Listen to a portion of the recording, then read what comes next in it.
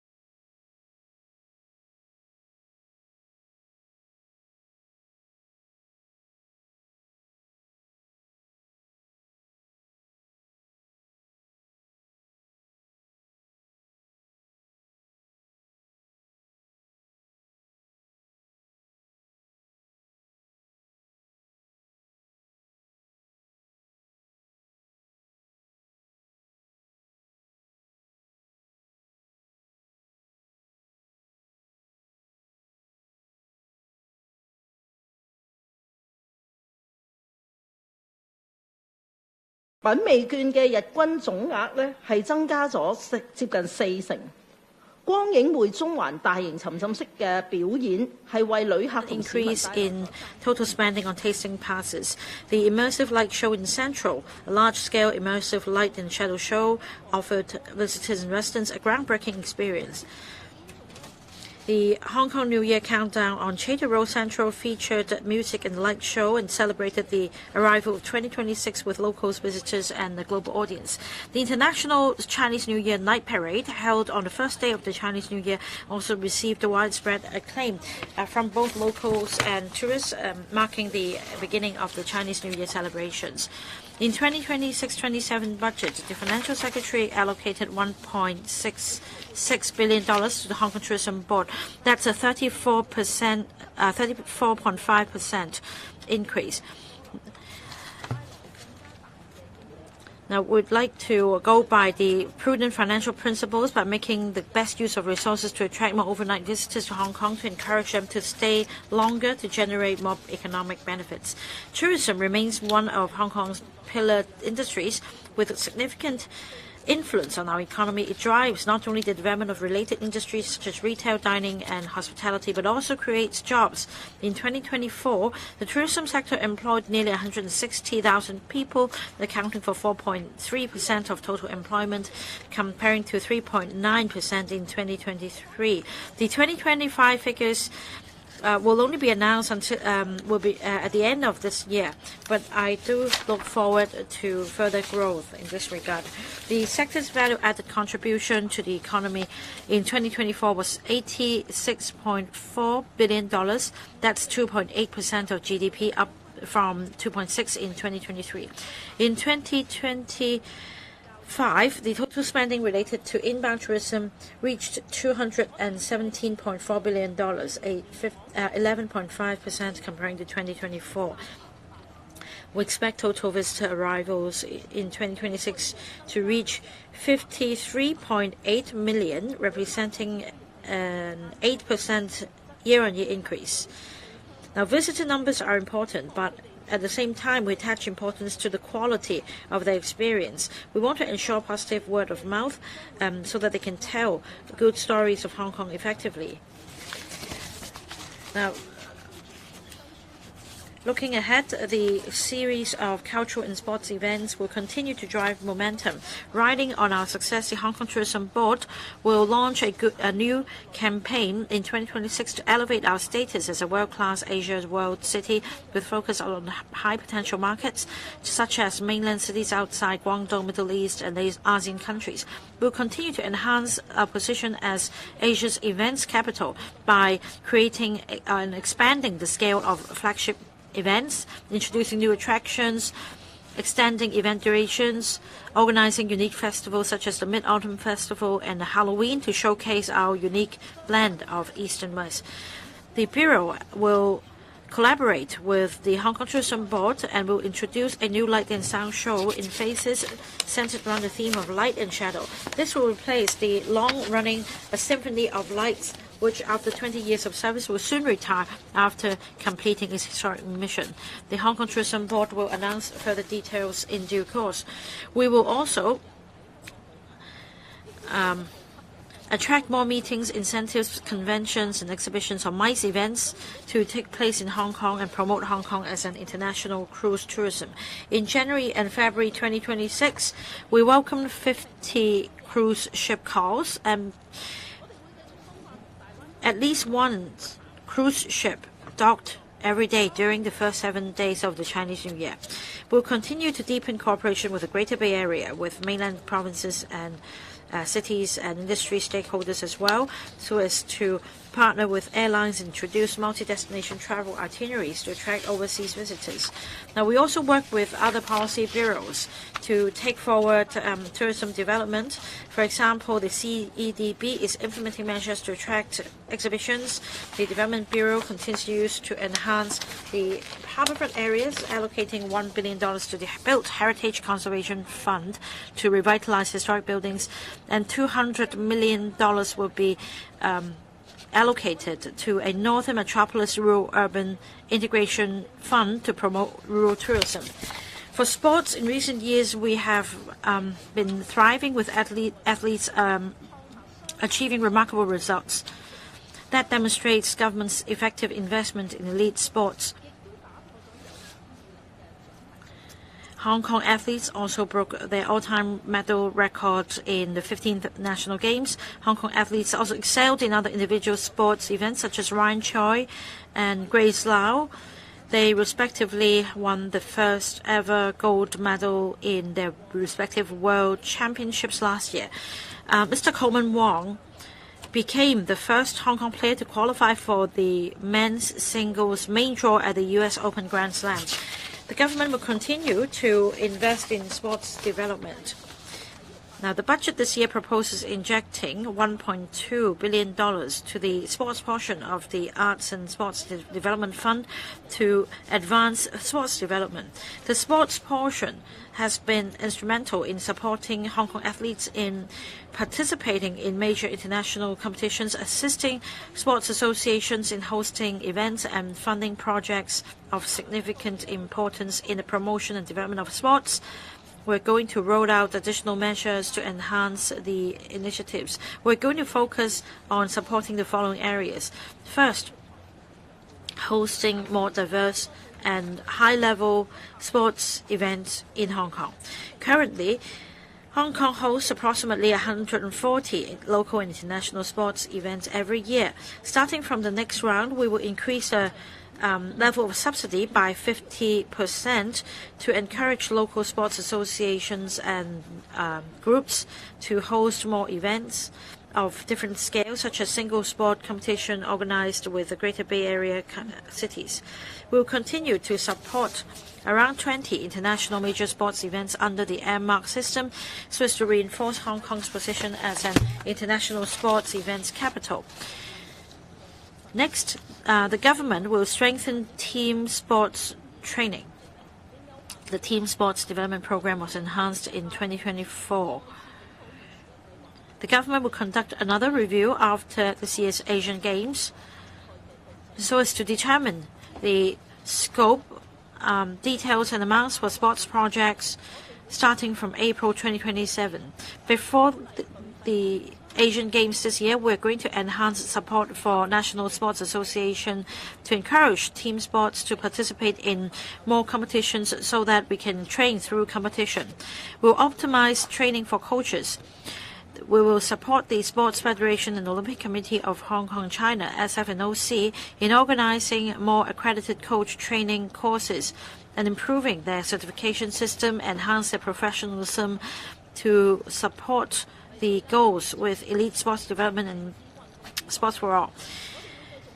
Fourthly, we will extend the urban sports funding scheme. We will continue to collaborate with sports associations to promote urban sports such as 3x3 basketball, skateboarding, and sports climbing in schools and communities. The day after tomorrow, the 1st of March, marks the first anniversary of the opening of Kai Tak Sports Park. The venue has successfully hosted numerous sports and cultural events, including the Hong Kong Rugby Sevens, the Asian Cup qualifiers featuring the Hong Kong football team, as well as exhibition matches by world-class football teams and concerts by international and Asian superstars. The main stadium has so far hosted 50 major sports events and concerts with an cumulative attendance of over 1.8 million. Before its first year anniversary, Kai Tak Sports Park has achieved Asia's top ranking and world's third place in ticket sales. The Bureau will work with the park company to build on this momentum by holding more large-scale international sports events and activities so as to enhance the Sports Plus events development strategy. In arts and culture, we continue to promote the development of the arts and creative industries, and art trading is an important part of that. Hong Kong is one of the third major art trading centers in the world. Art Basel Hong Kong has become an annual flagship cultural event in Hong Kong. In the short term, we're going to secure collaboration arrangement with Art Basel over the future 5 years to consolidate Hong Kong's status in art trading. In order to strengthen our advantages, we're going to study the aspects of attracting talents and financing. Our study will be completed within the year. In March this year, there will be a string of international arts events being held. Besides Art Basel, the 50 third Arts Festival, and also Art Central, showcasing pieces from top galleries around the world, and also Complex Con, the event that features cross-sector trends and contemporary art, will be held. So there will be a range of unique and fantastic cultural artistic events to be held to create more economic benefits for Hong Kong. We also strive towards the development of performing arts. The Bureau supports the Arts Development Council's holding of the first Hong Kong PAX in 2024, which successfully drove international exchanges and collaborations and promotions. In October this year, Hong Kong Arts Development Council will hold the second Hong Kong PAX. It's expected to attract people from the industry from around the world, totaling 2,000 and also 40,000 participants. The West Kowloon Cultural District Authority will also continue to promote cultural events. The Palace Museum and the M+ Museum is going to hold overseas exhibitions, and also the Impossible Trial, the drama, is going to have its new performance tours. And in the cultural and creative industries, we are actually have injected $9 billion into the Create Smart Initiative and the Film Development Fund to provide impetus for this sector. And the cultural and creative sector is going to benefit from cross-sectoral collaboration projects.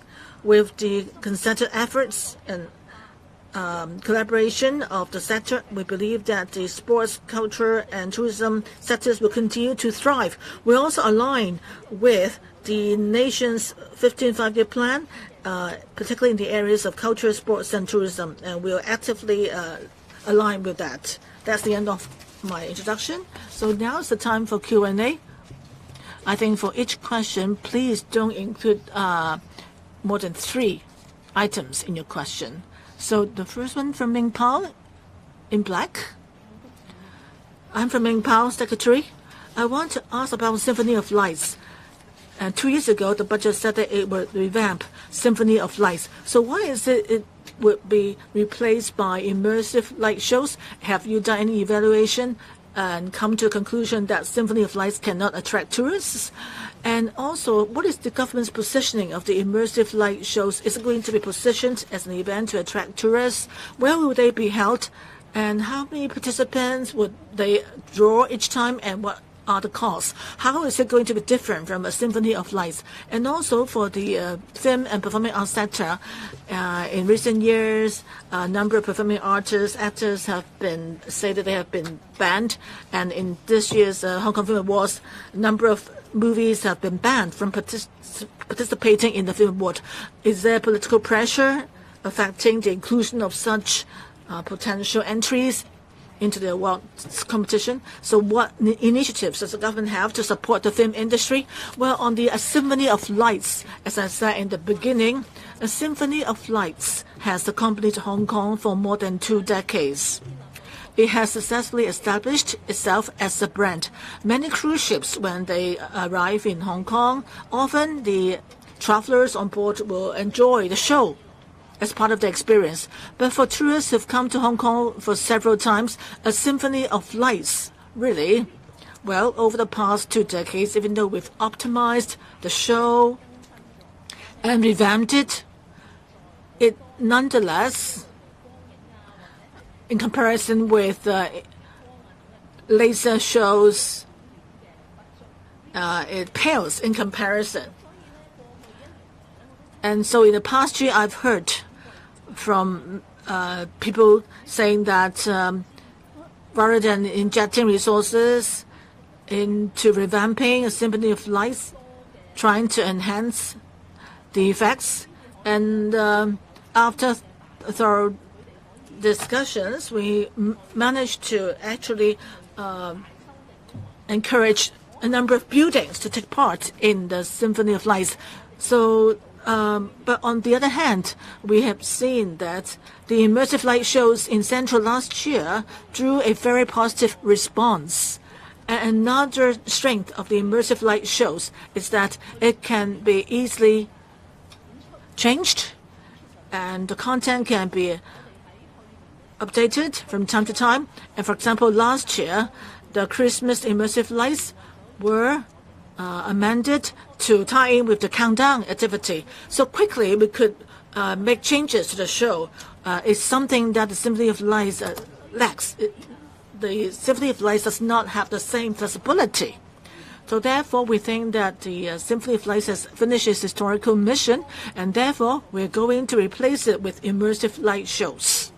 Immersive light shows has another advantage in that we can align with the Tourism Board's festive activities in the coming year. As I said, for example, in the Mid-Autumn Festival or Halloween, they're going to bring in flagship activities or enhance existing activities to promote the festivals. So we expect that the immersive light shows can support and complement those celebratory activities. As for the costs, I think later on the Tourism Board could brief you on that when they get more information. What I can say today is that for immersive light shows, besides the successful performance in Central, the Tourism Board plans to, in traditional tourism hotspots, to install the same shows. I can tell you in advance that they are actively looking into installing the light shows at the peak, because many tourists, if they're visiting Hong Kong for the first time, they would go to the peak. But once they've been to Hong Kong several times, maybe the peak would not be their preferred choice of destination. But if we were to stage immersive light shows that can help create very good atmosphere in the evening, then that would greatly attract more tourists to go to the peak again and increase the attractiveness of the tourism spot. We do expect that in the second half of this year, the immersive light shows could be launched, and then Symphony of Lights, since it would have completed its historical mission, it may bid farewell to Hong Kong, but we will actively look into that with the Tourism Board. As for how to support the development of the film industry, we have under the Film Development Fund, we are having a number of sponsorship programs. For example, the funding for people to film their first feature, and also subsidies, various kinds of subsidies to promote Chinese culture, or for local film crews which want to shoot in Hong Kong, and we can provide more support and break down the barriers for film crews to film on various locations in the territory. The Yamate police station is also chosen as a site for immersive light shows, and together with the Kowloon City as part of a tourism attraction. So I think we're making various initiatives to help the film industry. We've heard from the sector that they have demands. There are demands from the sector that how we can better help the practitioners tap into new markets. We understand that after the pandemic, people's interest in watching films or habits have changed. Nowadays, people would watch films on streaming platforms, so they would only go to cinemas to watch blockbusters. So how are we going to deal with the new trend? And also for some emerging artists or new talents, are we providing the help they need? So we will seriously look into that as well. As for individual awards or film competitions, I'm not going to comment on that. All I can say is that Hong Kong SL government, through the Cultural and Arts Office, would maintain dialogues with the sector and try our best to help with the staging of large-scale events, provide the help they need. Yes, TVB. Good morning, Secretary. I'm from TVB. The first question is about the immersive light show in Central. Now, according to information, this show will not take place every night. Comparing to a symphony of night lights, which is held every night, will it have less of an appeal to tourists? So, would it be less attractive? $100 million will be allocated to the efforts to attract major exhibitions to be held in Hong Kong according to the budget, and it refers to exhibitions with innovative elements. What exactly does it mean, and what international exhibitions will meet this criterion? Now, about the 8% growth in visitor arrivals. Now, how does this figure come by? Will Hong Kong have sufficient capacity to cope with the surge? And what about an increase in overnight visitors? Now, for the 8% growth, this is the estimate provided by the Hong Kong Tourism Board based on the promotion program for specific sectors. And I think later on, more information will be provided. I remember in mid-March every year there will be a tourism overview, and by then there will be more details available. Now, about MICE tourism. I think you're referring to the $100 million of allocation under the CEDB, and that's a new initiative. As I understand,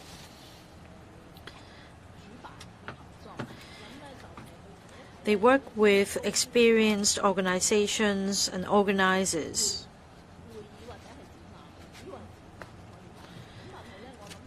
to see what conferences, or in particular, exhibitions can be held in Hong Kong. And from my perspective, of course, I welcome the CEDB's new initiative, because MICE tourism is in fact a highlight every year. MICE tourism brings overnight visitors, so there is guarantee about the length of stay of MICE travelers. The second point is that these are high-spending visitors. They help promote spending and the local economy in general. Now, for high-end exhibitions, say for those focusing on B2B or B2C, they tend to bring in more businesses, not only limiting to the tourism sector, but also hotels, F&B, and retail. This will bring impetus to local economic development. Now, for the Symphony of Light and the new immersive light show, indeed, the Hong Kong Tourism Board does not propose to have this show every night, because according to feedback collected in the past year, because the Symphony of Light is held every year, there is a lack of this element of fear of missing out. And that is, tourists do not feel the urge to come see this show because it happens every day. Whereas if we hold the show on special occasions and festive seasons, this may provide a boost for them to come.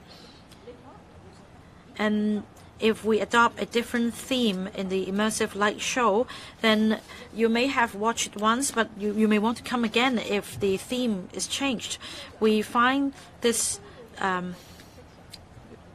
very good idea to attract short-haul travelers. Now, will visitors not come if we scrap the Symphony of Light show? I'd say not, because the Victoria Harbour has a spectacular view. This is world-class, and we also have other arts and cultural activities. We have some long-standing shows. In fact, we've just granted approval to 2 long-standing shows in the East Kowloon Cultural Centre. This will happen starting from the end of this year and next year. We also encourage creativity in the arts and cultural and entertainment industries. We have the Kai Tak Sports Park, Hong Kong Coliseum. We also have concerts and other shows. So we have all these to attract the visitors to come, and I'm not worried that by scrapping the Symphony of Light show, visitors won't come again. Third row. TMHK. Can you provide more details on the new Light Festival-themed show set to replace the Symphony of Lights? What specific elements will enhance its appeal to both locals and tourists? And the Financial Secretary also mentioned targeting high-end overnight visitors. What specific strategies will be employed to achieve this, particularly regarding emerging markets like ASEAN and the Middle East? And my second question is, can you share more about the intended outcomes of the Northern Metropolis Urban Rural Integration Fund and how it might impact rural tourism development? And finally, for sports, with the additional $1.2 billion set for sports, how will these funds be allocated specifically to enhance training in team sports? Can you discuss which types of high-level sports competitions are being considered for Hong Kong, and how do you anticipate these events will impact local tourism and the economy? Thank you. There are 3 groups of questions, not 3 questions, but I'll try to answer one by one, but forgive me if I appear a bit long-winded. First of all, on the Light Festival, replacing Symphony of Lights, the difference is that this will be a thematic offering. The Light Festival will, each of its offering will have a specific theme. It is not confined to one area.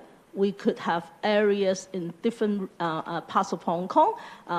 For example, we had a great success last winter for our first episode of Light Festival in Central, including our Winterfest and our New Year countdown. The feedback we received have been very good, and that encouraged us to think about more around the Hong Kong.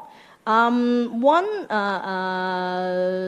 specific concept that we have is perhaps we can revitalize some traditional existing sightseeing spots with a bit of light. One possibility is at the Peak. The Peak is a traditional tourist attraction in Hong Kong, but if you are a repeated visitor, you might not necessarily go for the Peak a second time. But if we have a new light festival being offered there with thematic differences around the year, then maybe you think you have to come again and visit the Peak again and the malls again in the area, specifically for that particular offering. So we will have thematic offerings under the Lights Festival. We will not be offering the same program every day. We will not be offering a show every day, but we will tie in with specific festivals that we would like to promote and celebrate. For example, we have great success for winter and Christmas and New Year. Perhaps we can add Halloween, perhaps we can add Chinese New Year as themes. So these are still being designed and considered by the Tourism Board, and the Tourism Board will announce more details when they are ready to do so. Secondly, on the 100 million rural scheme. That scheme is under the purview of Development Bureau, and I believe in their press conference they will be able to provide more detail. From my perspective, the more the merrier. Of course, I welcome very much the opportunity to enhance our rural offering, because eco plus tourism is also one of our themes in our tourism development blueprint. The only thing we have to learn is what kind of offerings will be available and how we will be able to promote them. The third thing is sports, specifically on team sports. This is something that is very dear to all our hearts, including mine, on how to further support them. In fact, we have a review done in 2024, and there are currently 8 team sports that are under our specific sponsorship and support. We will, after this year's Asian Games, review again the operation of the team sports support scheme starting April 2027. Before that, actually, one of the things we will be doing, because this is an Asian Game preparation period, we will encourage teams to go out to join more games, to participate in more games, even if they think they might not necessarily be able to go very far or win a medal, because training in the form of actual competition, actual involvement in matches is very important, in particular for our younger team members, and also for the team as a whole in terms of their collaboration and cooperation. So this is one of the things that we are very supportive of. And then, of course, for the sponsorship or support when they go out to competitions. Right at the moment, we do provide some support, but I also hear feedback from some of the teams, specifically the handball team, said that maybe some of their needs are not yet addressed. We have been discussing with the NSA on handball on this to make sure that whatever the government provided is to be used suitably and appropriately for the needs of the teams that are competing, especially outside Hong Kong. And in that, we are actually going to increase our support in the area as well. I know that my colleagues have a plan, and when I see that, I will consider that very favorably. Thank you.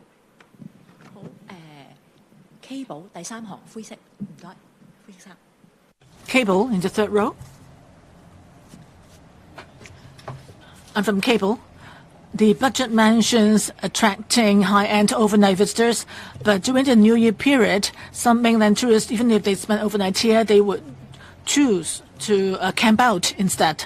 So that kind of tourism style, is that healthy to you?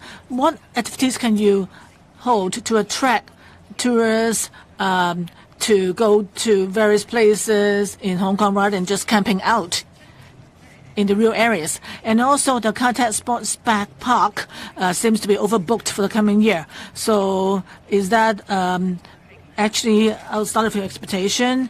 And also it's going to celebrate its 1 year anniversary. So for the Kai Tak Sports Park, would there be any new plans for it? And what kinds of international events do you have in mind that you want to bring to Hong Kong? And do you think that the sports park can really actually improve businesses in the Kowloon City area? Any particular or specific data you can share with us?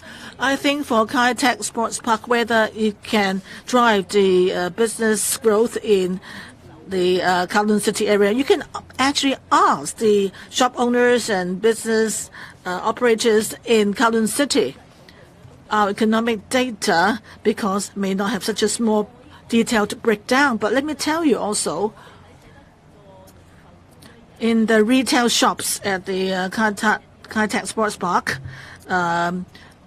90%, over 90% of the shops there have been rented out. And also in Kowloon City and To Kwa Wan, the restaurants there have taken the initiative to contact the sports park, asking from them in advance when large-scale contests, sports games, and concerts will be held, so they can prepare for the surge in visitors in the area.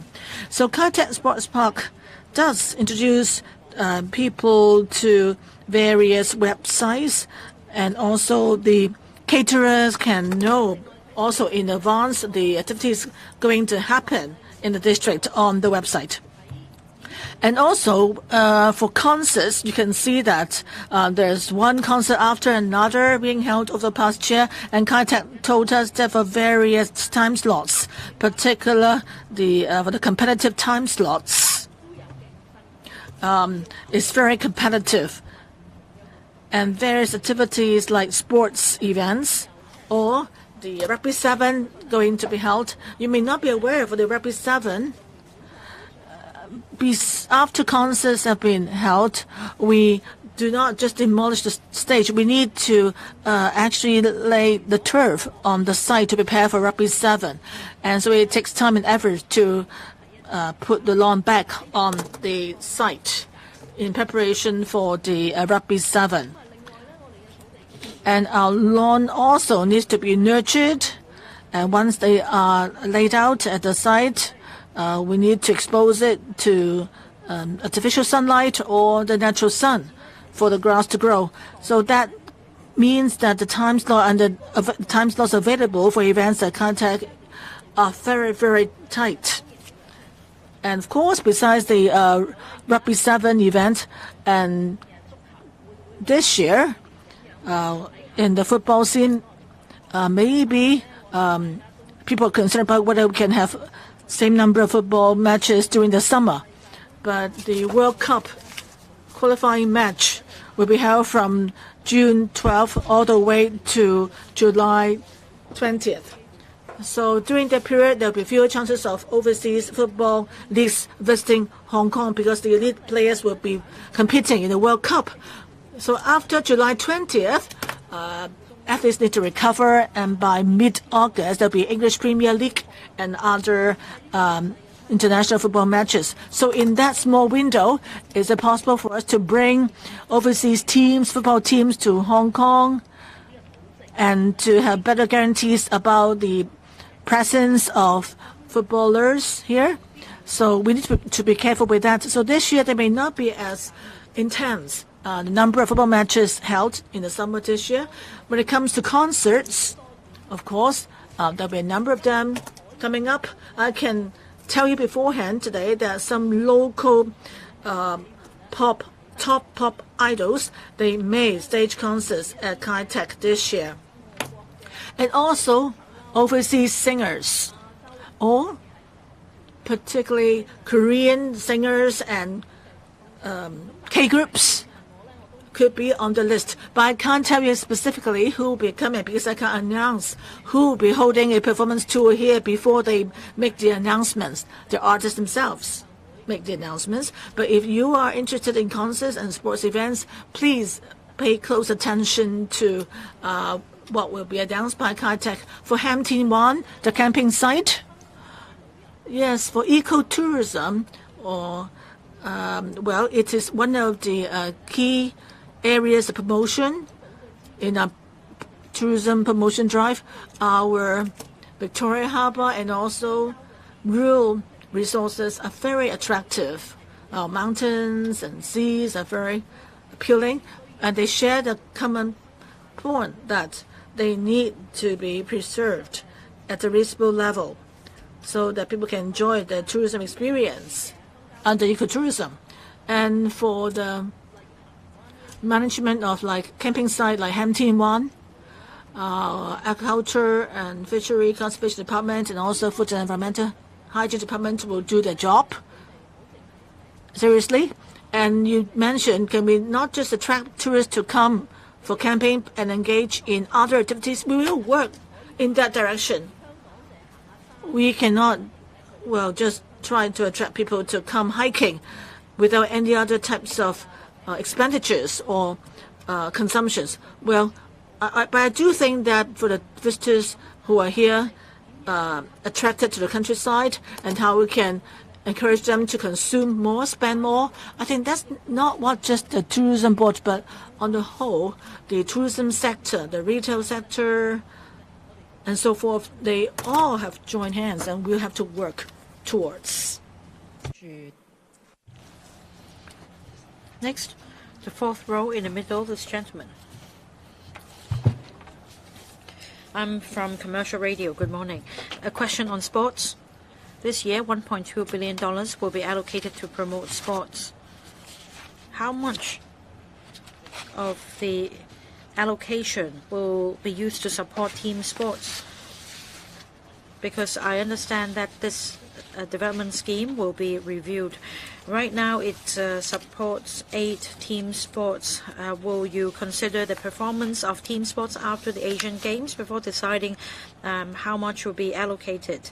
As for Kai Tak Sports Park, it has delivered remarkable results. But according to the other reporters, some KPIs have not been met, and according to some scholars, there aren't really other activities in the vicinity of Kai Tak Sports Park is actually very quiet in the neighborhood. So will you have regard to the KPIs, and will there be measures to promote business in and around Kai Tak Sports Park? Well, thank you for the questions. I'll take the one about Kai Tak Sports Park first.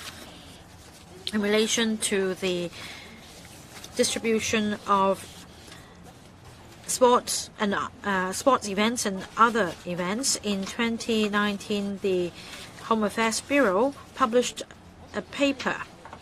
The paper entailed a concept for the first 5 years of operation. Indicators were set, and I believe the media reports also referred to this document for reference. But last year, when Kai Tak Sports Park was first commissioned, it was commissioned on the 1st of March last year. So, if we consider the first year of operation, and that's in the financial year 2025-26, I'd say that the Kai Tak Sports Park has just been commissioned, and the Hong Kong Rugby Sevens were held starting from the 29th or 28th of March, and that's just between the previous and the current financial year. According to the agreement with the Kai Tak Sports Park Company, we regard 2026-27 as the first full year of operation. And in fact, I explained at the Special Finance Committee last year that we will have regard to local circumstances. Now, the media referred to this document in 2019. In 2019, the sports landscape was very different in terms of the achievements as well as development of elite sports and developing sports as an industry. Nowadays, things are different, and in fact, the appeal of concerts is very different from what happened before. So we need to have regard to the current circumstances, and see whether we should just stick by the rules laid down 7 years ago. So simply put, for the financial year 2026-27, we are going to conduct a review on and assess the number of days of sports events at Kai Tak Sports Park to see if the indicator is met. In fact, say for a football match or a rugby match, let's take football match as an example. One match is regarded as a whole day event, whereas for rugby games, for example, held from Friday to Sunday, we don't regard the exact number of games, but the number of days of event. And we also need to nurture the lawn, and that means several days will be reserved for this purpose. We also need to make time for the preparation of sports events. And that means more than 1 day of lead time. So I'll ask my colleague to carefully consider the exact time to be reserved for all these purposes. And in any case, Kai Tak Sports Park remains a very important infrastructure. We're going to hold the Fencing World Championship in July this year. For table tennis, badminton, we may also include them in the program. And last year, we included tennis, UTS.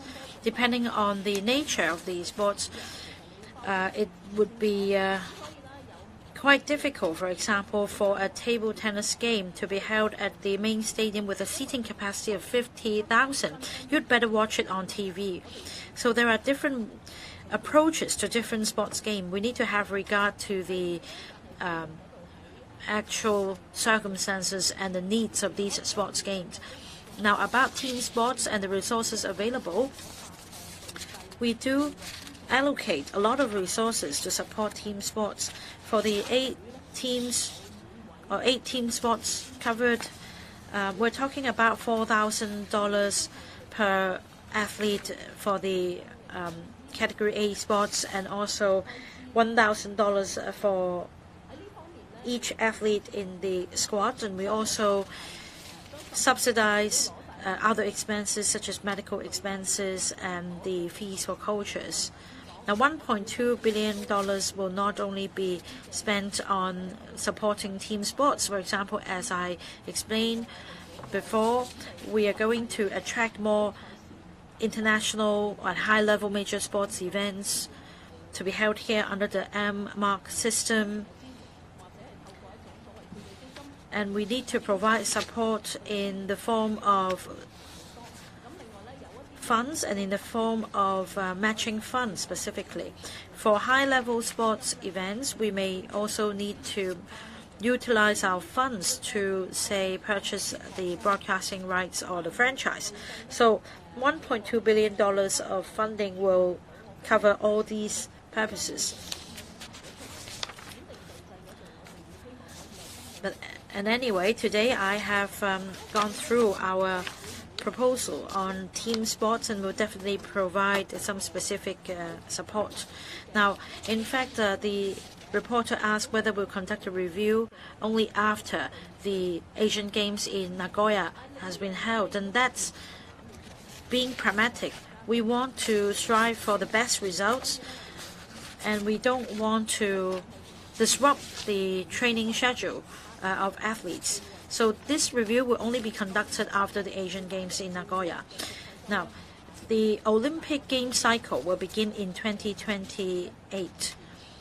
It won't be easy for our teams to get to the finals of Olympic Games, but we want them to be prepared as early as possible. In the interest of time, we'll take two more questions. This reporter in black. I'm from Economic Times. Secretary, good morning. I'd like to ask this question. You want to keep our visitors here for longer, but according to the estimates in the budget, we expect to have the same number of overnight visitors as in last year, and that's 31,000. Is it really difficult to attract more overnight visitors?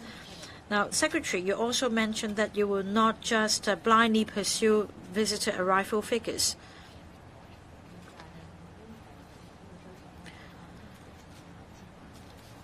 So, Secretary, will we adopt the pre-COVID level as the KPI, and that's 60 million visitors before the pandemic, and will we have sufficient capacity to receive them?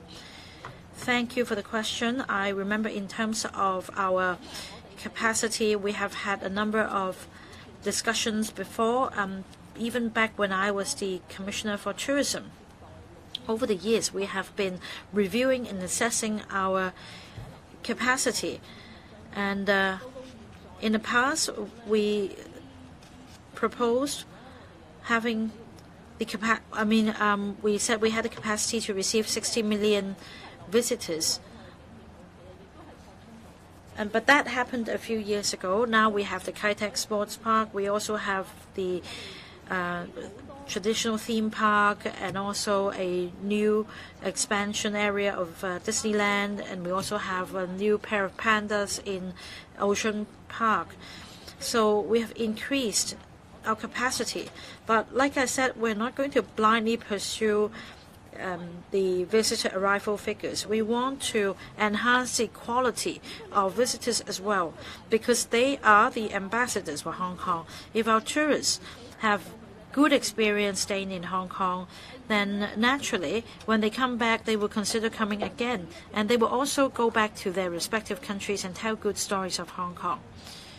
So I think this is more meaningful than just blindly pursuing visitor growth. This will be a greater recognition for Hong Kong. Now, the second point is this. Of course, there is always limited capacity.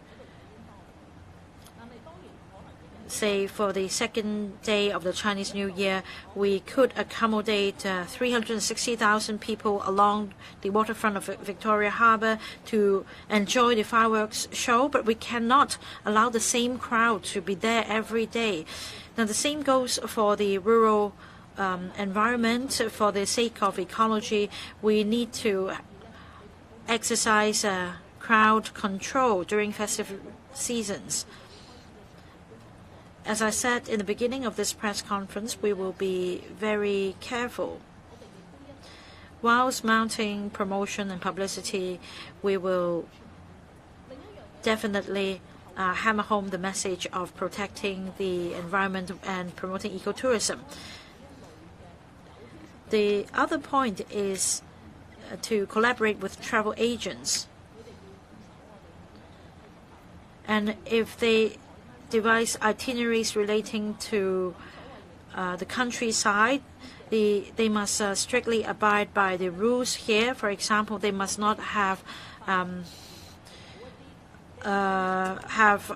barbecue at the beaches, and they must not violate our rules.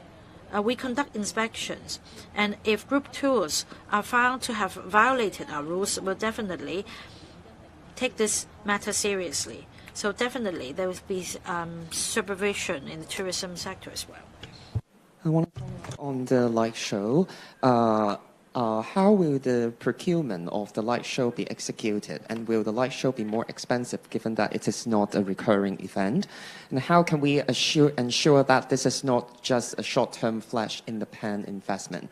How will the light show be reviewed, for example, using a 5 or 10 years timeline to assess its performance? Having said that, the Symphony of Light canceled for, after 20 years, was it due to a very slow reviewing process? And our second question is on NM Urban Rural Fund. Although I know it's for to the Development Bureau, but I would still like your view on does this initiative carry a significant risk causing over-tourism or ecological damage to to this kind of area from what we have seen in a cyclone recently?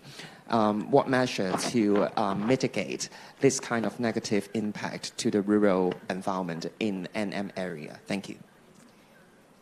Thank you. First of all, on the Rural Enhancement Initiative or Rural Attraction Initiative, I really don't have details to offer at this point. Firstly, because it is not under CSTB's purview, but more importantly, I don't know the details, nor do I know who would be interested in offering what kind of tourism attraction. So at this point, I cannot comment on what you asked. Suffice to say that whoever is the approving authority of the application will definitely take consideration of the impact that any proposal would have on the ecosystem and of the environment. And I do not think that any proposal that would entail significant environmental negative impact would be approved. Back to light show. However it is procured, it has to be done by the Hong Kong Tourism Board in strict accordance with its corporate principle, policy, and the requirement of the government. This is very clear. Whether or not it will be reviewed in, you mentioned 5 or 10 years' time, it will definitely not be a stopgap short-term measure, but the tourism scene is actually changing very quickly. We have to be very responsive, and we have to make changes, adjustment all the time to cater for the changing appetite and the changing interest of our tourists. So whether or not it will be a long time before the next review, I don't think 5 years is not to mention 10 years. I think 5 years is probably too long. We will be reviewing its impact, its strength, and also things for further improvement, I think regularly, so that we can bring in new elements and we can enhance it all the time. 好，多謝各位。Thank you all for coming. That's the end.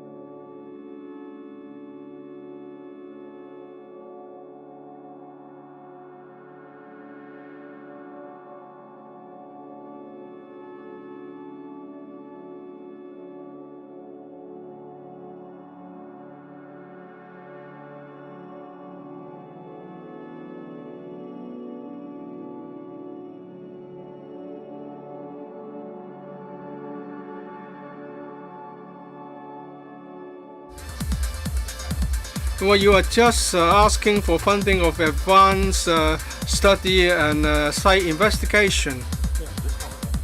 So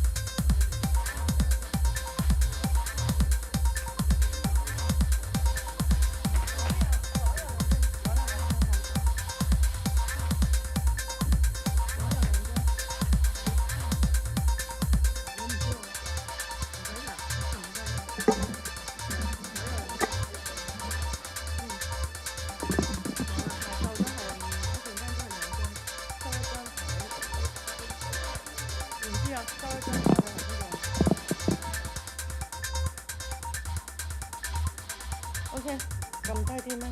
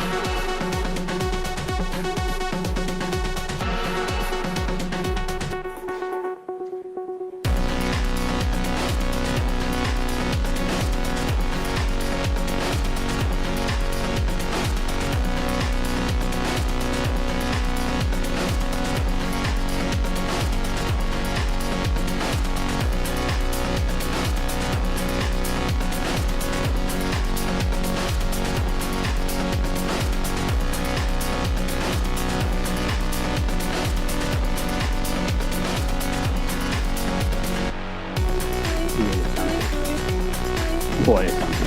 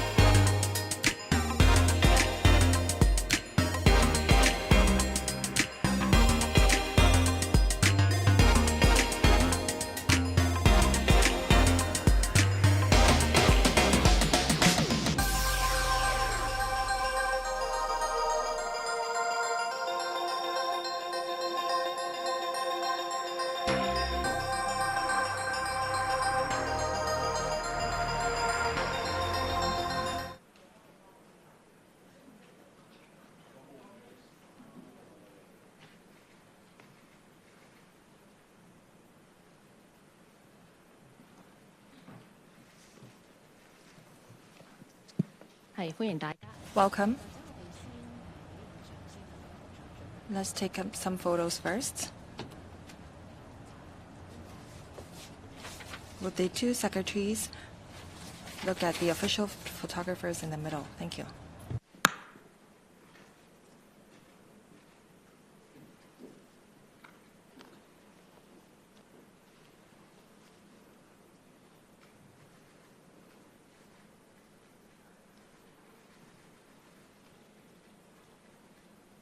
OK。 Okay. First of all, Mr. Arjuna Yao, Secretary for Commerce and Development, and Ms. Mabel Chan, Secretary for Transport and Logistics, will give their respective opening remarks. Secretary for Commerce and Economic Development, please. Citizens, media friends, good afternoon. I will now outline the key measures under the Commerce and Economic Development Bureau in the 2026-27 budget. First, on supporting SMEs. SMEs play a vital role in driving Hong Kong's economy. Amid ongoing geopolitical uncertainties and changing consumption patterns, SMEs face significant challenges. The government is committed to refining various support measures to help SMEs continuously innovate and adapt, thereby enhancing their competitiveness and seizing opportunities to expand into new markets. This year's budget announced an injection of $200 million into the Business Development Fund for Upgrading or Branding, Upgrading, and Domestic Sales, BUD Fund. The funding ceiling per application under EC-BUD will be raised from $100,000 to $150,000. More targeted funding will be provided for the application of artificial intelligence, AI. We are currently finalizing the implementation details of these new measures, which are expected to be launched in the second quarter of this year. Regarding export credit insurance, to assist SMEs in expanding new business, the Hong Kong Export Credit Insurance Corporation, Hong Kong ECIC, will introduce a pilot scheme this year to provide protection for SMEs engaging in exports with higher risk buyers. The government will continue providing loan guarantees to enterprises through the SME Financing Guarantee Scheme. We have extended the application period for the 80% guarantee product to the end of March 2028, and also extended the application period for the principal moratorium arrangement to mid-November this year. The total loan guarantee commitment under the scheme will increase by $20 billion. On International Trade Center, this year marks the beginning of the National 15 Five-Year Plan. The plan calls for supporting Hong Kong in better integrating into and serving the broader national development landscape, strengthening Hong Kong's economic and trade ties with the mainland, and leveraging Hong Kong's unique advantages and vital role as a bridge between the mainland and the rest of the world. The SAR government will continue to adopt a more proactive, systematic, and comprehensive strategies to attract investment, dovetail with the National 15 Five-Year Plan, and implement a series of measures to consolidate and enhance Hong Kong's status as an international trade center. As our country is advancing with high-level two-way opening up, more mainland enterprises are actively expanding overseas markets. The Task Force on Supporting Mainland Enterprises in Going Global, the Go Global Task Force in short, will coordinate efforts across policy bureaus, departments, and organizations. This initiative integrates Hong Kong's overseas and mainland offices into a one-stop platform, proactively attracting mainland enterprises to leverage Hong Kong as a gateway for global expansion. We will develop diversified solutions for these enterprises while capitalizing on advantages to foster new economic growth points. We will organize promotion activities in Hong Kong and various mainland provinces and cities to attract mainland enterprises to use Hong Kong as their base for global expansion. We will also establish a cross-sector professional service platform, bringing together our professional service providers in legal, accounting, finance, testing and certifications, marketing, and other fields to support enterprises in going global.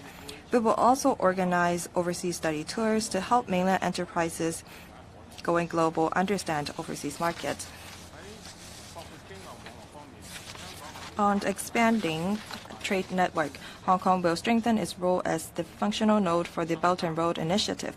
We will collaborate with industry players to further develop the ASEAN and Middle East markets and explore the potential of Central Asia, South Asia, and North African markets. Meanwhile, we will forge more free trade agreements and investment agreements. We have concluded negotiations of investment agreements with Qatar, Bangladesh, and Peru, respectively, and are exploring the signing of new investment agreements with Saudi Arabia and Egypt. We will continue to reach out to relevant authorities in the Belt and Road regions to seek more project matching opportunities for Hong Kong enterprises and professional services, while encouraging and assisting external organizations to stage road shows in Hong Kong. Outbound missions and project matching activities will also be organized to promote our professional services. On convention and exhibition industry. The convention and exhibition industry is vital to Hong Kong's development as an international trading center. By attracting high-spending overnight business visitors, it creates opportunities for local tourism, retail, dining, and entertainment sectors. At the same time, it fosters overall economic growth, facilitates trade, and promotes various industries and Hong Kong brand. To promote further development of the exhibition industry and brand building as an international convention and exhibition hub, the government will earmark $100 million for attracting large-scale international exhibitions with new elements to Hong Kong through collaborating with relevant organizations on a pilot basis.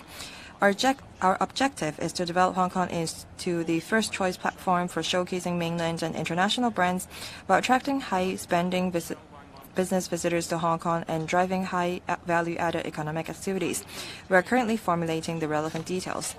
On regional IP trading hub, the National 15th Five-Year Plan proposes to drive development through technological innovation.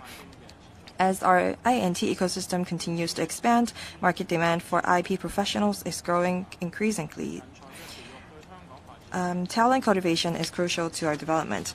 To further align with the direction of the 15th Five-Year Plan, the Intellectual Property Department, IPD, together with the Vocational Training Council, VTC, will roll out a 2-year pilot program and establish the Intellectual Property Academy to provide systematic and diversified on-the-job training linked to the qualifications framework.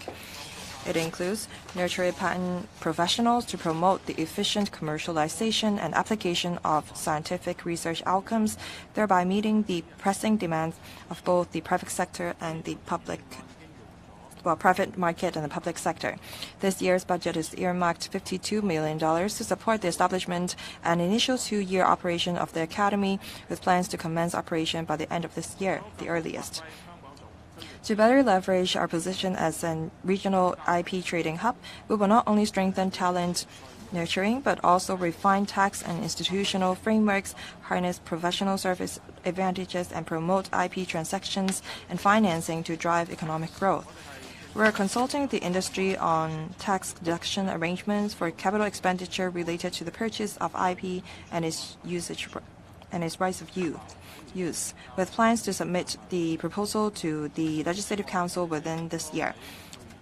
On top of that, we launched the IP financing sandbox last year with Hong Kong's 3 major banks and their clients from biotechnology, electronics, and technology enterprises, as well as legal and professional service institutions participating in pilot projects. We will closely monitor its operation and make follow-up arrangements. Regarding patent valuation support, the Hong Kong Technology and Innovation Support Center, TISC, commenced operation last year.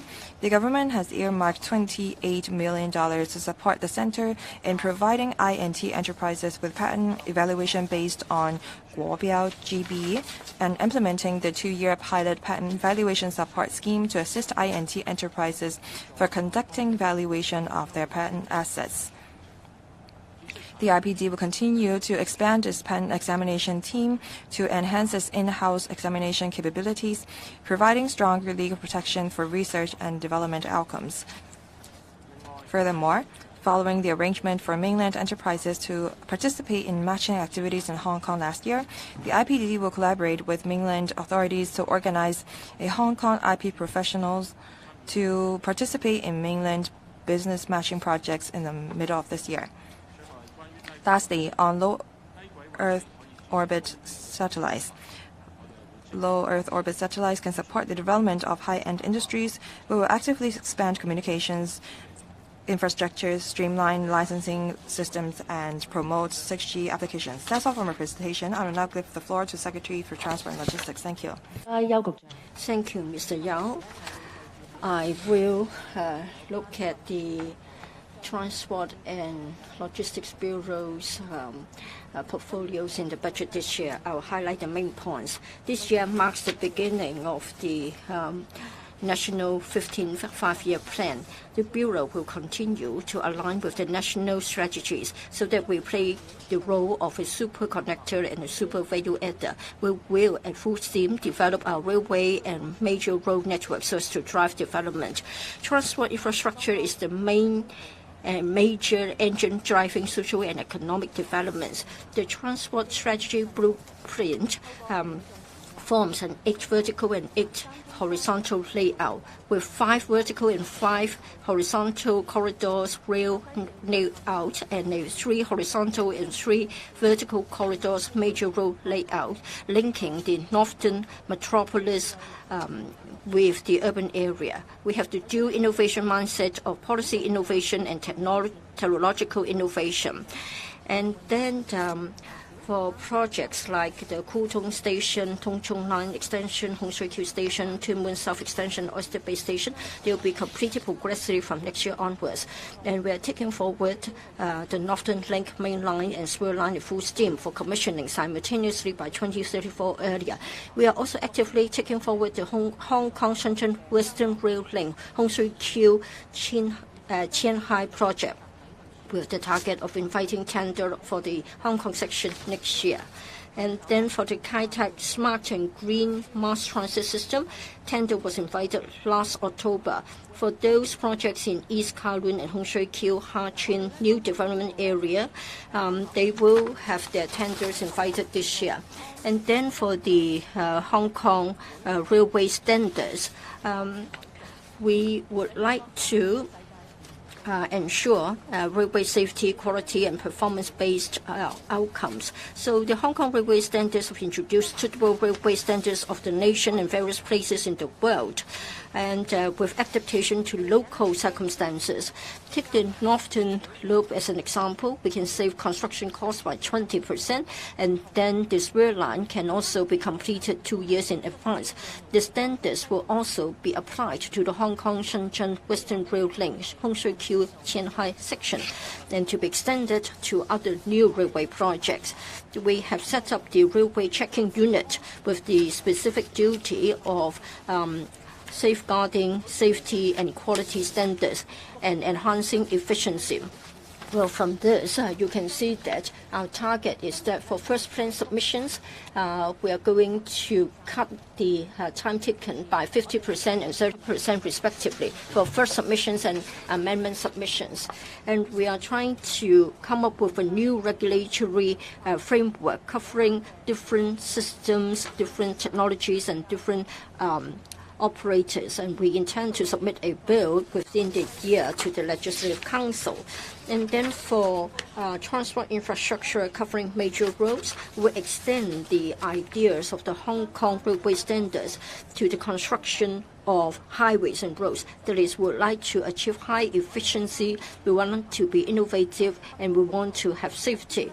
Last March, we started the investigation for the Northern Metropolis Highway, and our target is to invite tender for the construction of the 17th section, and we'd like to have it commissioned before 2036. For the investigation for Route 11, it is almost completed, and for the Cheng Long Bridge project, we'd like to have it started first to be commissioned before 2033 or in that year. We'd like to introduce advanced construction technology and materials, and we'll deploy new technologies so as to make sure that we have efficiency and cost saving. And then I would like to talk about the synergy of financial and maritime services. Will continue to align with the national maritime strategic development, and we will elevate our status as an international maritime center. And we would like to cover three major areas. First of all, we'll support green maritime transformation. And in fact, decarbonization is the world trend. And in fact, when you try to build new green vessels or retrofit existing ones, there will be substantial capital investment needs. So Hong Kong can leverage our strengths to promote the co-development of financial and maritime centers. Secondly, as far as trade financing is concerned, the Hong Kong MA's Cargo X in fact, together with our newly launched PCS Port Community System and the Hong Kong IA Cargo Platform, there's a collaboration. It is a good example of synergy of financial and maritime services.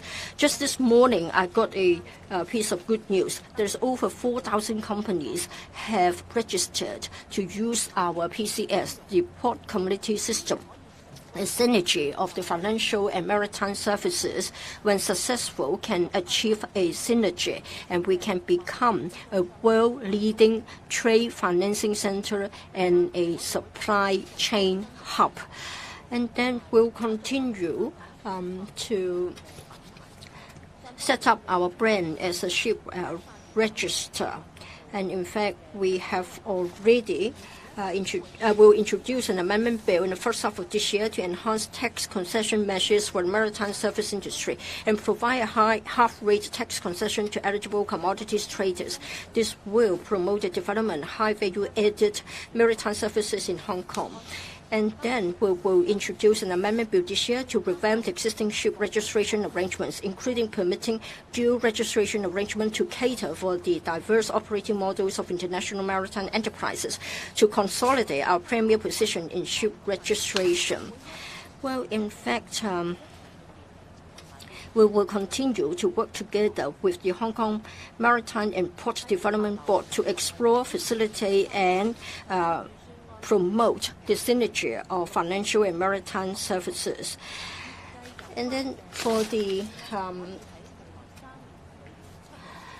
port dues concessions for vessels powered by green fuels and green vessels registration incentive scheme, we believe that in the coming 3 years we can attract 1,000 more visits by the ships for bunkering or berthing, and this can enhance our status. There will be a 3-year incentive scheme in order to facilitate this for existing ships as well as the newly registered vessels. There will be a yearly incentive for 60,000 Hong Kong dollars, and we expect to attract 100 new registrations in relation to green vessels. And of course, we are going to have a new acceleration scheme for the future smart logistics, and we are going to target 100 such enterprises, measuring $30 million. Now, for the 3-runway system at the airport, it has been fully commissioned. Last year, our cargo volume as well as passenger volume grew rapidly and steadily. And the departure facilities of the expanded Terminal 2 will be commissioned on the 27th of May this year. It is expected that 15 airlines will be there, and they will serve 15 million passengers. And we'll continue to step up our training of our talents. We have the Maritime and Aviation Talents Training Scheme, and we will also work together with the Hong Kong International Aviation Academy to nurture talents and to have new blood. Since its establishment in 2017, over 400,000 attendances have been registered. The Academy also signed a memorandum with a company last year so as to train the it is a collaboration with an overseas aeronautic services company, and there will be an aircraft engineering training center to offer a range of professional training courses. And then there will be 300 training places. In fact, this year we'll also work together with the Chinese University of Hong Kong, and we'll launch a new Master of Science in Aviation Management program this year. And it means that we can rely on the international recognition of the academy as well as the strength of CUHK, and we can provide more training for local, mainland, and other regional airports in relation to aviation professionals. We'll continue to attract enterprises and investment for the airport city. And then the autonomous transport system at the Sky City corridor will be commissioned within the year. This is the first commercial project in Hong Kong. And then in 2028, we'll also have the Yacht Bay, and we will be inviting expression of interest this year. And then for the low-altitude economy, this is going to drive our development of Hong Kong as a smart city, and we can have better regional integration. Over 20 projects will be entering a regular and also a regular operation phase. It's more mature, involving lower risk, and doesn't involve crowded areas for the purpose of facade cleaning, cable inspection, and railway facilities. And in fact, we will emphasize cross-boundary routes, passenger-carrying flying aircraft, etc. And this year, we have the action plan on developing low-altitude economy, and we will consider the technology for the infrastructure, etc. And we'll have smart traffic management.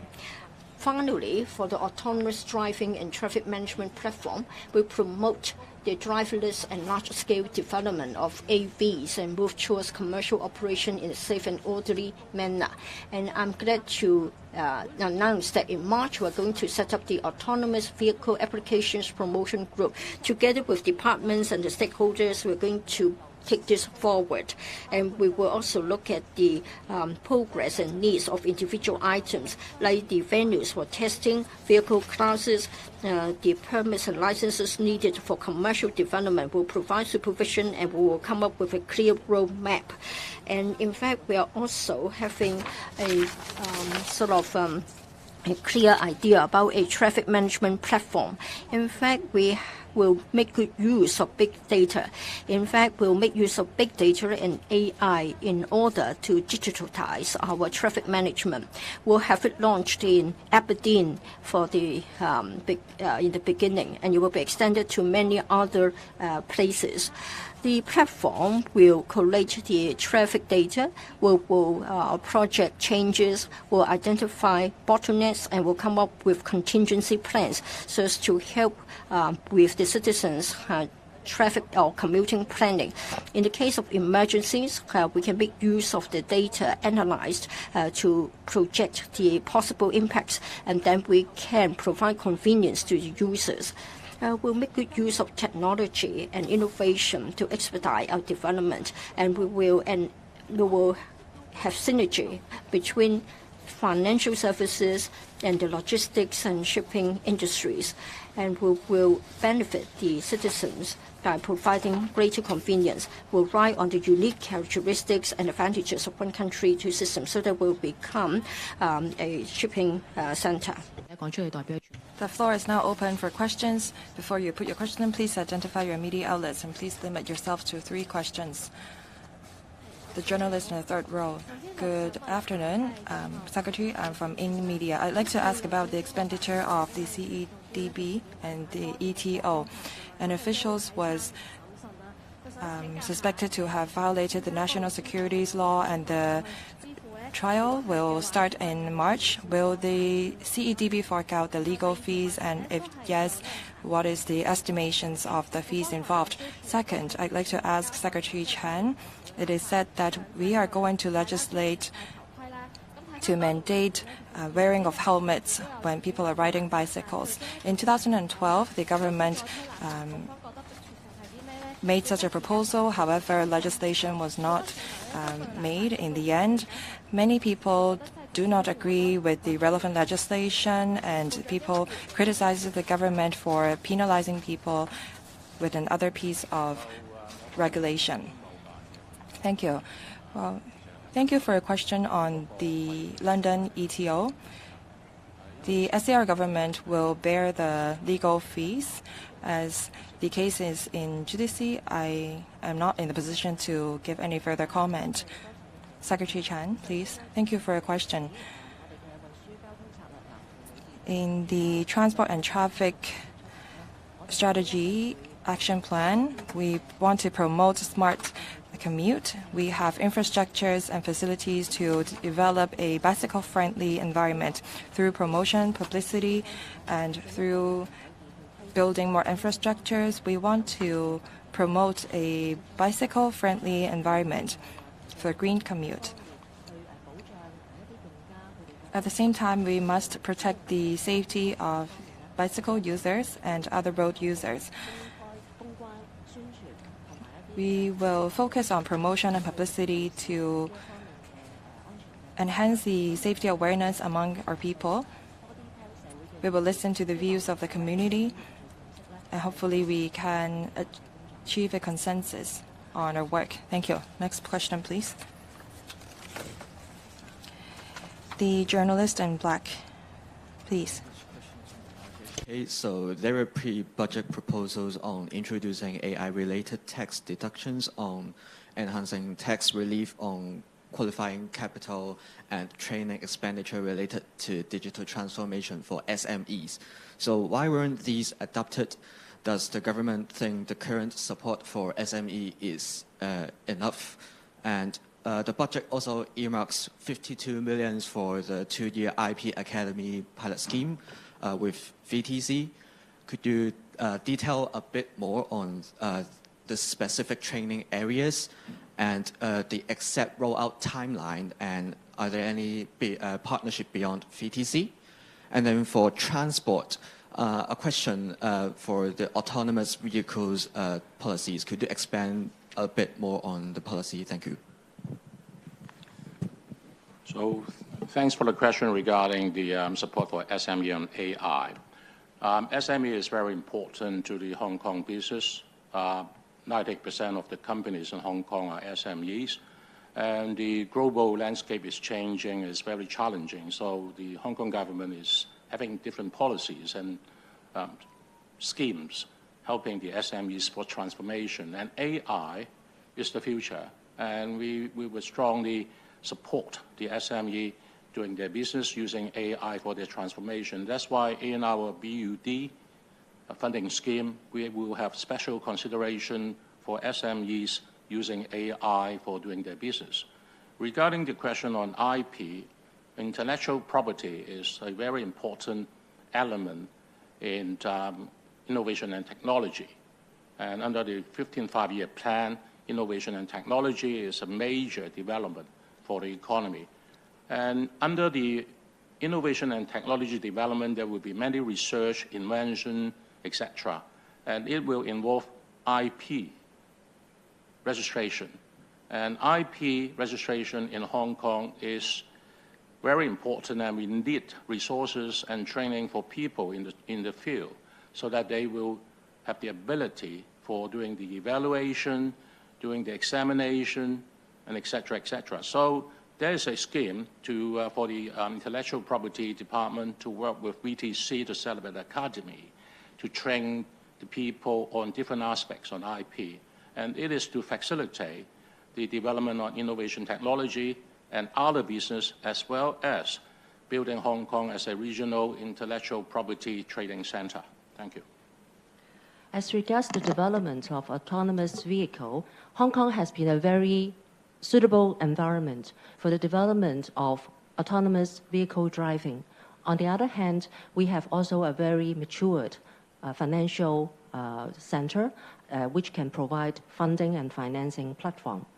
Over the past 1 or 2 years, the Transport Department has been supporting and facilitating various trial projects of autonomous vehicles, including trial projects in the Airport Island, Dong Chung, Kai Tak, and recently we have also extended the trial project from Kai Tak to Kowloon Bay, and we have also extended the trial from Dong Chung to Sunny Bay.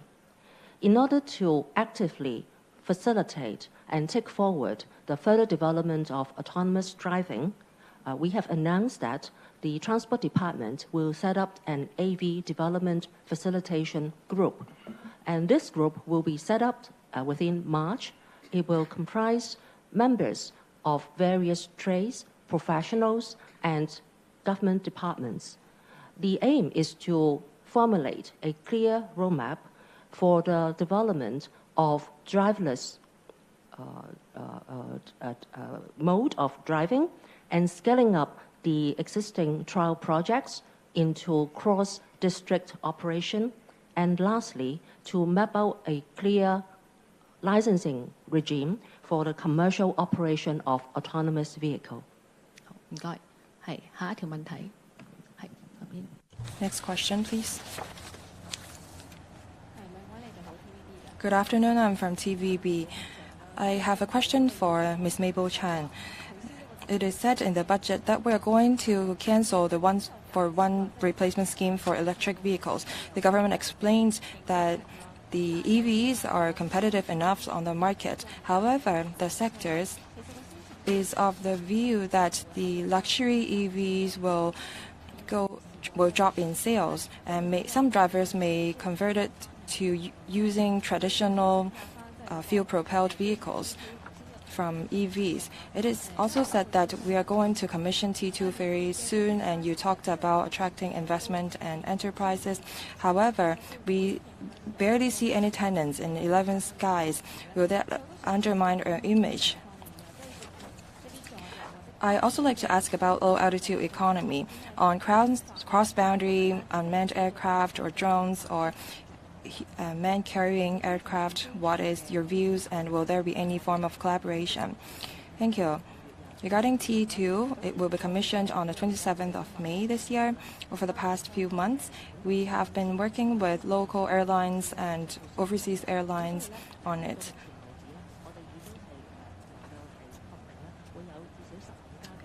At least 15 airlines will be stationed at this T2, and we will build more departure facilities to enhance passenger processing capabilities and to divert the passenger flow at T1 during peak hours. We will continue to try to attract investment and enterprises. Regarding 11 Skies, that's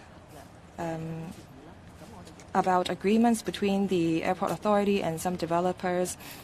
We will continue to monitor the implementation of the relevant agreements. On low-altitude economy,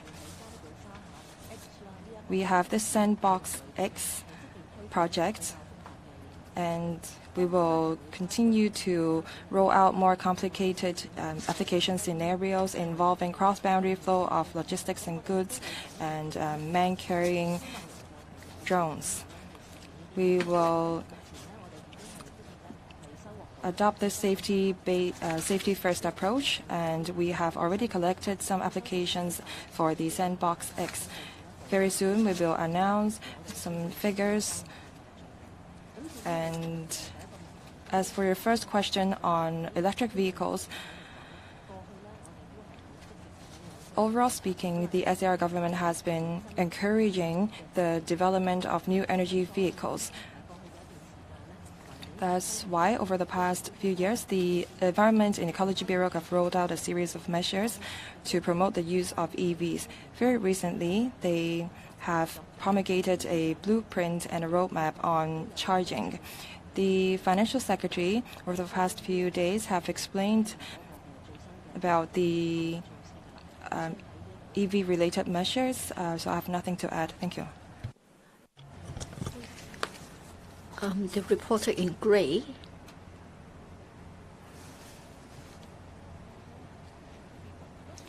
I'm from Cable TV News. Good morning.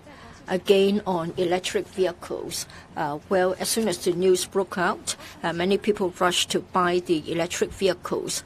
So do you think that there will be a drastic increase in the number of EVs registered? Are you going to expedite the process? And are you going to adjust the fees so as to increase the government's revenue?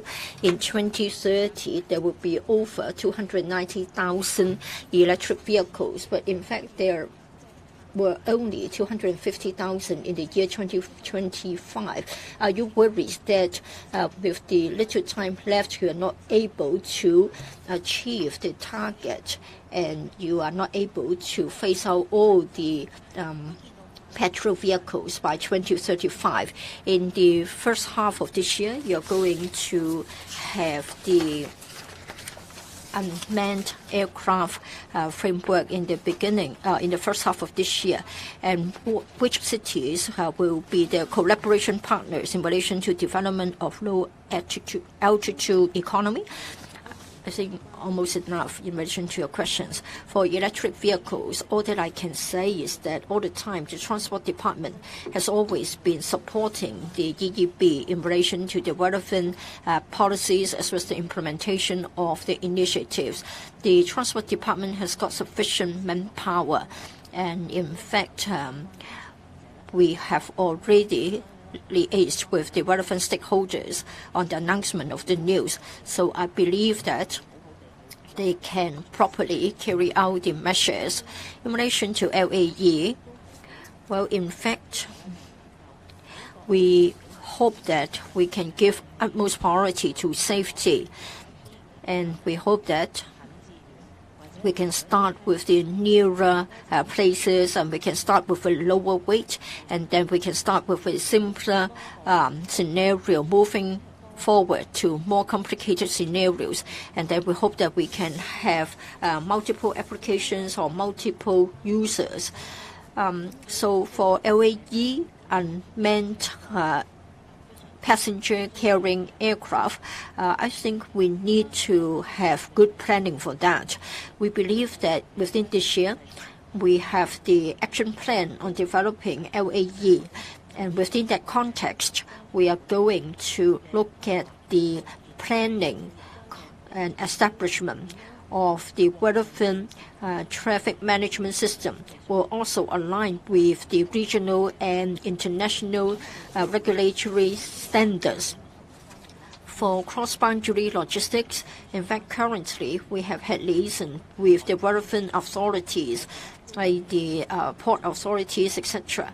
We are trying to identify suitable routes, articles involved, etc. We have the Sandbox X, and with that, we will be able to take this forward, and we can make further announcements to the community in relation to cross-boundary logistics. Yes, the other reporter, the one dressed in black. I'm from Mingpao. Good morning. A question on EV, that's for Ms. Chen. After scrapping the scheme, well, in fact, since November and in the next few years to come, the license fees will increase. So do you think that as a result of the drastic increase of the operation costs, the number of EVs will drop? And do you expect some adjustments to the registration fees so as to provide an incentive to owners or buyers of EVs? $100 million will be set aside to attract mega international conferences and exhibitions. Do you have any KPIs for the year, and how many exhibitions, how many visitors, and which ones have you got in mind? And then for the listing requirements, you would like to facilitate the aviation or aerospace-related enterprises to come. Some of them have come, but then they have been incurring a cost, and they even have rent arrears, and they left Hong Kong. Do you know about the difficulties in staying in Hong Kong? And do you believe and do you agree with me that aerospace development is not that easy in Hong Kong? So what measures have you got to help such aerospace enterprises to come to Hong Kong to get listed? Well, for EVs, last year we already said that the license fees will be increased, and as a result of legislative amendments, and in fact there was a detailed discussion within the LegCo, and we phased out the increases and we listened to the feedback, and as a result we moved in an orderly manner and we tried to phase the increases in relation to the license fees. And in fact the new arrangements have come into place. Thank you for your question concerning the $100 million funding for exhibitions. Exhibitions is a good economic driver for Hong Kong. In the past, this exhibition industry contributes to 2.1% of our GDP. For every visitor for our exhibitions, they spend roughly between $7,000 to $8,000 per night. So a great contributor to our economy. Post-COVID, our exhibition industry is reviving, both at the Hong Kong CEC and at the Asia World Expo. We have seen many major exhibitions being held at both places. As to how we can further enhance our value and further enhance our brand as an exhibition center, well, I think it is important for us to identify new attractions. For the $100 million fund, we'll try to cooperate with major organizers for mega exhibitions. We'd like to build up a brand name for Hong Kong's exhibition industry. We are looking at exhibitions that haven't come to Hong Kong before. Now we have got more venues, more spaces, and in fact for Hong Kong CEC, there's a plan for expansion.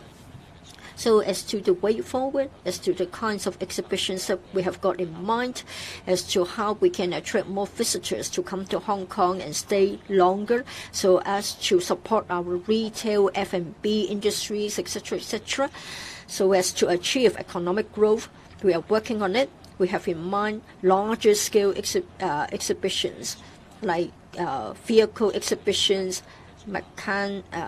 mechanical enterprises, yachts, and small-scale private jets are also sort of what we have got in mind. We haven't made a decision yet. We still have to study the issue with the relevant stakeholders as to which innovative and large-scale exhibitions are suitable for Hong Kong so as to help with our economic growth. As to the question of the aerospace enterprises, the Hong Kong MA has got a good policy to help them to get listed. So it's a question more for the innovation and technology field as well as the financial services portfolio. But of course, in the budget, we have got this mentioned. Now we have got the low orbit satellite licensing regime to be revamped so that we can ease the requirements. We hope that in this way we can help the relevant enterprises to get listed in Hong Kong. Next question. Good afternoon, I'm from Singtao. I have a question for Secretary Yao on the liquor tax. Why has it not been lifted? The year before, we relaxed the liquor tax, and what is the effectiveness?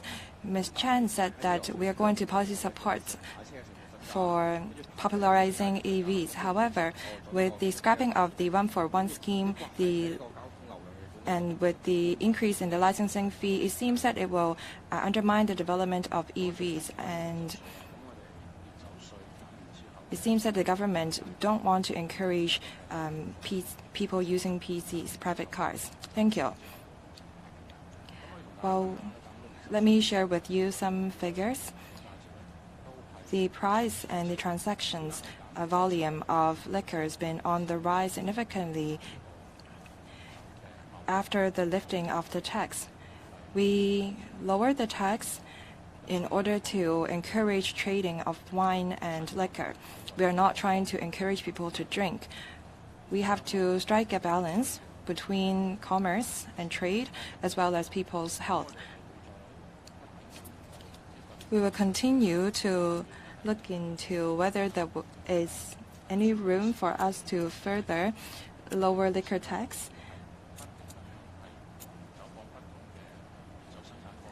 We are looking and visiting many countries producing strong liquor, and we believe that this will be a major driving force for our economy. Thank you. As for the question on electric vehicles, on the growth of private cars over the past few years is under control.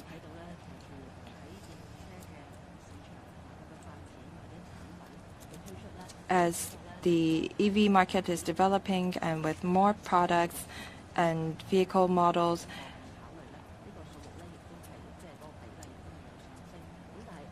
more and more people are purchasing electric private cars.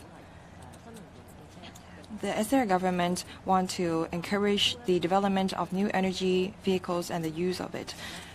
As the development and the technology of EV has become more mature and popular, we can see that we have more variety of EV models and the price is lower on the market. For us to promote the development and the use of new energy vehicles, we cannot just look at tax arrangements or license fees. Facilities are also important. That's why the Environment and Ecology Bureau have promulgated a blueprint on charging facilities. We're going to step up our support for EV charging. We want people to shift to electric private cars and commercial vehicles. For new energy commercial vehicles, we will work with the EEB to assist stakeholders and operators to assist and promote the use of e-commercial vehicles. Any other questions? The time is up. Let's take the last question. So about the EV cars again. So on the ending of the one-on-one tax concession of the private electronic vehicles, so does the move indicate the government is switching its strategy from advocating the use of electronic vehicles to building an infrastructure for such use? And what's your comment on the knee-jerk market reaction, like people are rushing to buy electronic vehicles before the concession subsidy is ending following the announcement? Thank you.